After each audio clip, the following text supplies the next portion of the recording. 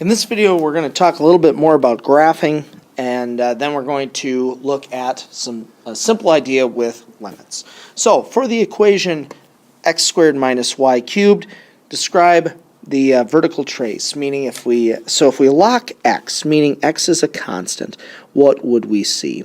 Well, if x is a constant, we would just think about some constant minus y cubed. So what I should see is some kind of cubic function when I look at this from the x direction. And I did graph that just so we could see it, and you could see I've kind of locked x, or frozen it. I picked an x, and I'm now looking from that direction, and you can see a cubic function. Now, if I do that to y, of course, then I have x squared minus a constant. So now if I look from the other direction, I should see some kind of parabola. And again, you can see that for sure here. If you look from the y direction, you see a parabola. Now, the contour map, remember the contour map is what happens if you set it equal to a constant. So c equals x squared minus y cubed. And maybe it's helpful to think about this like it's, y cubed equals x squared minus a constant, and then maybe the cube root of each of those things. And if you actually graphed that with some different constants, you would see something that looked like that.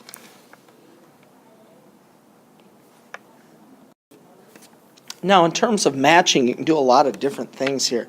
I think one of the most useful is thinking about the vertical traces. So, for something like this first one, if we locked x, and you could make it anything. You could say, well, if I locked x, I'd have 4 over y. You know what 4 over y looks like. You know what the constant. You should see something like that. And you really should see that from both directions, because if you made y a constant, you'd have like 4 over x.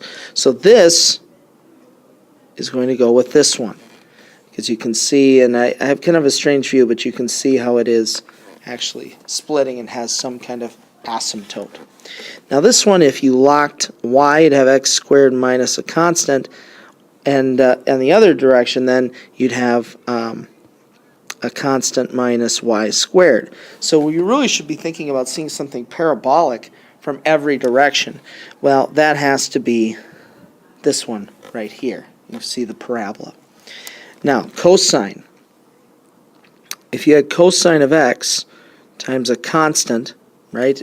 Remember, you're always just making the one variable constant, thinking about looking at it from the x direction. I should see cosine. And if you made the other one a constant, then you should be seeing sine in the other direction. Well, I hope you can see that's this one. Okay, and that's kind of a cool looking graph, but you can definitely see the trig functions wrapping through here. Okay, and that of course leaves us with this. And if you had 7x plus a constant, or a constant plus 3y, either way it should be some kind of linear function or just a plane. So this is a nice kind of simple way to match graphs. Finally, doing some limits. As the limit as x approaches y of 3, 2. Well, the first thing we always do with a limit, remember, is plug in the points and see what we get.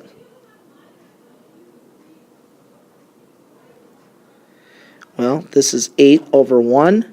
That is the limit. It's just 8. So it really is that easy. It shouldn't be any more work than that, at least for a lot of these. Now, this one, where we plug in 2, 0, of course, we're going to get 2 squared times 0 over 0. Now, unfortunately, there are some ways that you can manipulate this, but there isn't really a L'Hopital's rule.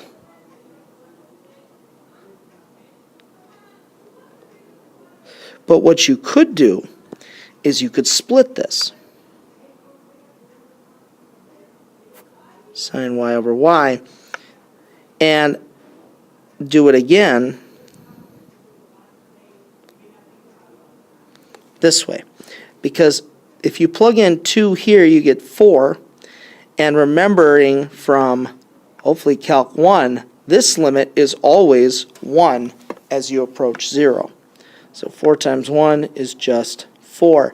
Now, when I say it's not really a L'Hopital, it's because if you didn't remember that this limit was 1, sine of y over y,